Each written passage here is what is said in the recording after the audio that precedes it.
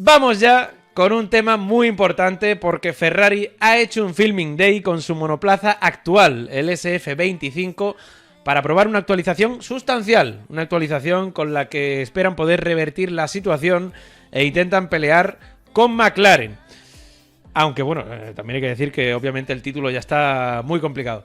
Esa actualización tiene como piedra angular la suspensión trasera y pretenden que sea un punto de inflexión en la temporada. Y antes de nada, tranquilidad, porque he visto a mucha gente diciendo: oye, pero es que Ferrari está haciendo test en plena temporada, pero eso no era ilegal. Pues a ver, está prohibido, pero ya sabéis que existen los TPC, los test de coches previos, que deben tener una antigüedad de 2 años como mínimo, los coches, y que de hecho ayer hicieron un TPC en Mugello también. Y aparte los equipos tienen 2 comodines por año, los famosos Filming Days, que son días que supuestamente están reservados a rodajes con fines publicitarios, que suelen sacar cámaras y demás para rodar temas para anuncios y demás. Pero bueno, que todo el mundo sabe que también se utilizan para probar el coche. O sea, es así, normalmente los equipos utilizan el primer Filming Day antes de empezar los test de pretemporada para ese primer rodaje con el coche, y el segundo ya pues se lo guardan o para mediados de año, o hay gente que utiliza los dos al principio de la temporada, bueno, en fin.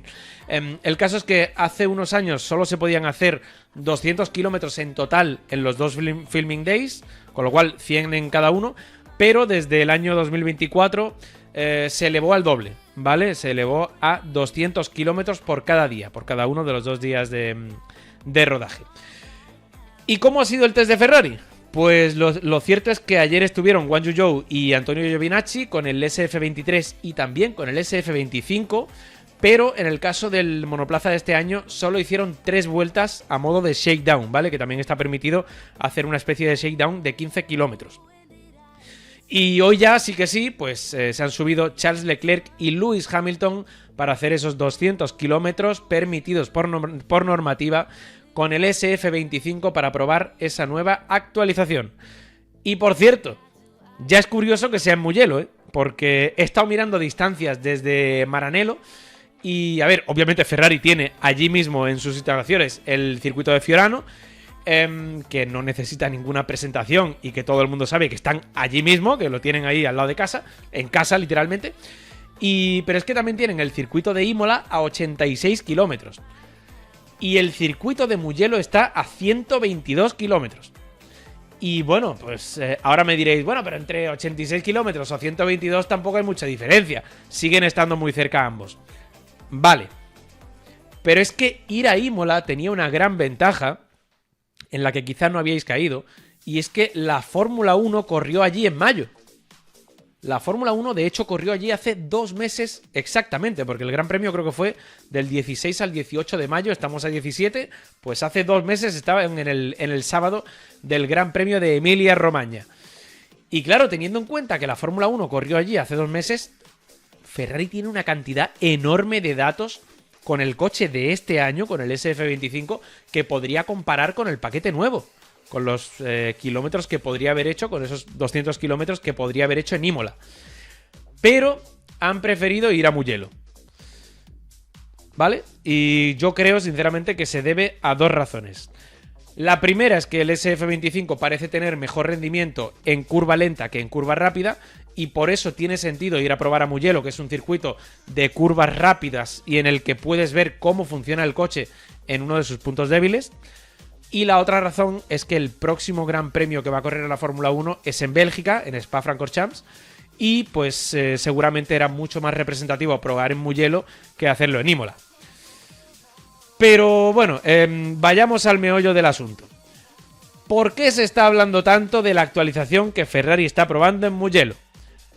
Pues básicamente porque se trata de un cambio bastante grande en la suspensión trasera que podría cambiar por completo el comportamiento del monoplaza. Y lo tenéis ahí en imagen. Esta es una foto de Autoracer del fotógrafo Max Pieri.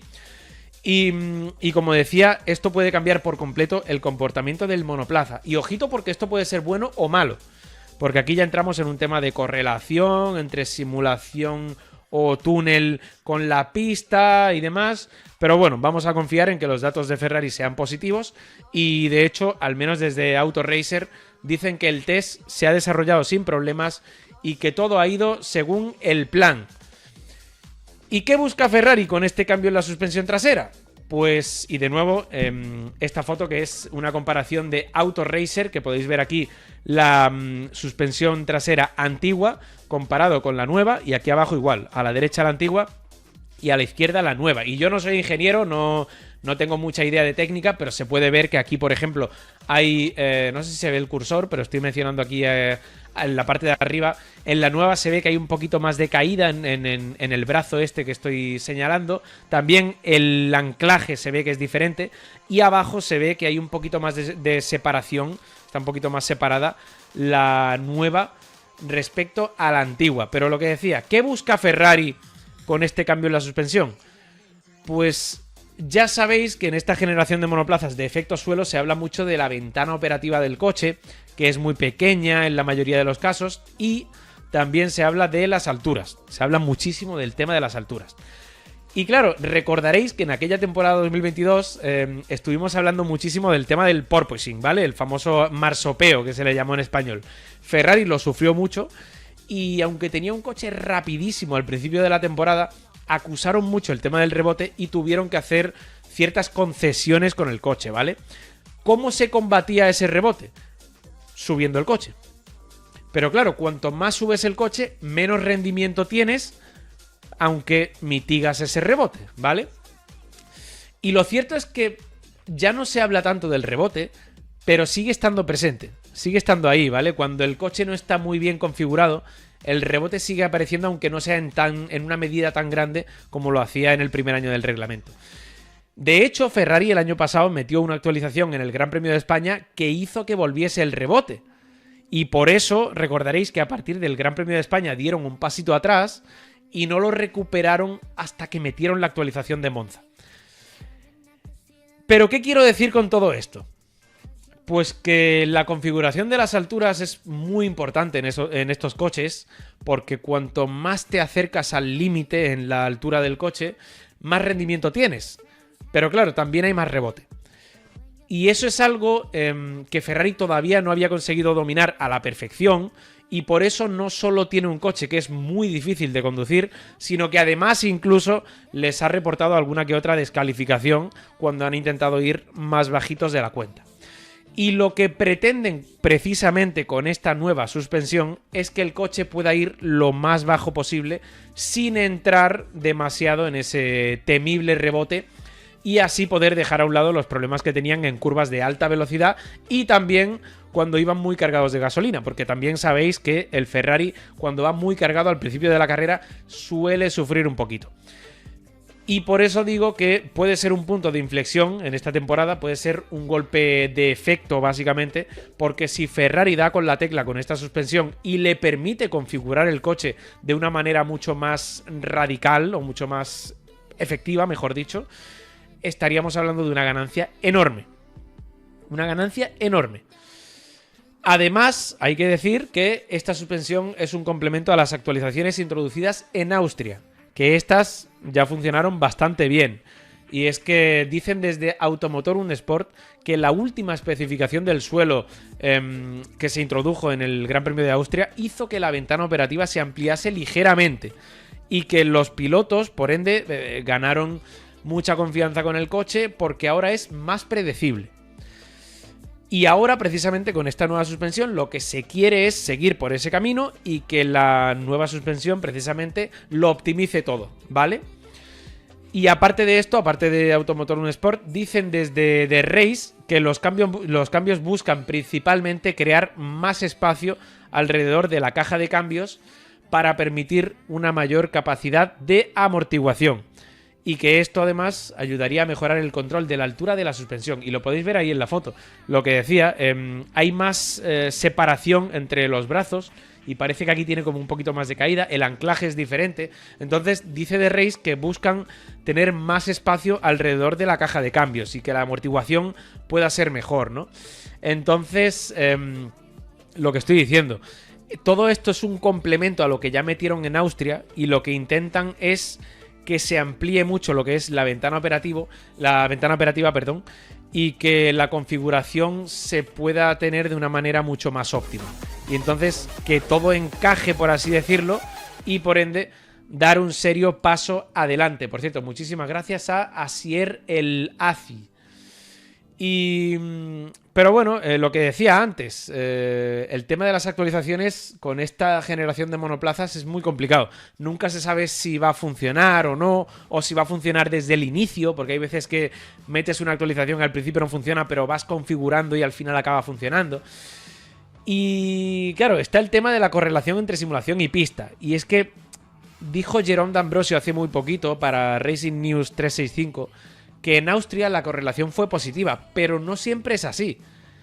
Y dijo también que están intentando mejorar el equilibrio del coche para ayudar a los pilotos, y que eso se refleja en el rendimiento, pero a veces es difícil predecir el rendimiento que se va a obtener en la pista. Y yo creo, sinceramente, que aquí está la clave de todo de lo que es el Filming Day de Ferrari en Mugello. Porque es una actualización que puede cambiar el rumbo del equipo en la segunda mitad de la temporada. Es una actualización que tiene como gran objetivo mejorar ese equilibrio del coche, y aunque parezca que no, eso se puede traducir en muchísimo rendimiento. Pero claro, no la podían introducir en un gran premio así sin más, porque estamos hablando de un cambio de suspensión, que es algo que te cambia por completo el comportamiento del coche, y meter un cambio en la suspensión en un gran premio directamente es delicado. Es muy delicado. Entonces han preferido probarla en ese Filming Day, en esos 200 kilómetros permitidos por normativa, además en un circuito como Mugello, que es más o menos representativo de cara al Gran Premio de Bélgica, y de ahí que Ferrari pues quisiera probarla, porque era algo muy importante. No podían ir tan a ciegas a Bélgica, cuando estamos hablando de que, bueno, entramos ahora en la segunda mitad de la temporada y entramos en un momento muy delicado, y Ferrari como mínimo querrá tener ese segundo puesto a final de año en el campeonato de constructores, porque obviamente el título está complicado. Y por cierto, ya que hablamos de todo este tema de suspensiones y demás, me gustaría recordar una cosa que dijo Andy Cowell hace muy poquito, y es que dijo que hay ciertos conocimientos que sí que se pueden extrapolar de este coche al coche del año que viene, que por mucho que haya un cambio de reglamento de por medio, hay cosas que se pueden aprender y se pueden traspasar al coche del año que viene. Y yo diría que uno de esos conocimientos que se pueden pasar al año que viene es en materia de suspensiones. Porque tú puedes cambiar toda la aerodinámica del coche y todo lo que quieras, pero el conocimiento que adquieres en tema de suspensiones seguro que lo vas a poder extrapolar a otro coche. Porque al final una suspensión de un año a otro no puede cambiar tantísimo, por mucho que te cambien la aerodinámica y todo lo que quieras. Entonces, yo estoy convencido de que si esto acaba siendo una mejora de Ferrari, también puede ser una muy buena noticia para Ferrari de cara al año que viene. O sea, sería, digamos, una ganancia doble. Y nada más, es una actualización que ya han probado tanto Leclerc como Hamilton en Mugello, y que de momento no han dicho nada, pero seguro que no tardaremos en conocer opiniones de los pilotos de Ferrari. Y como mínimo, pues dentro de una semana ya los tendremos rodando en el Gran Premio de Bélgica, y veremos si de verdad ha sido efectiva esa actualización o no.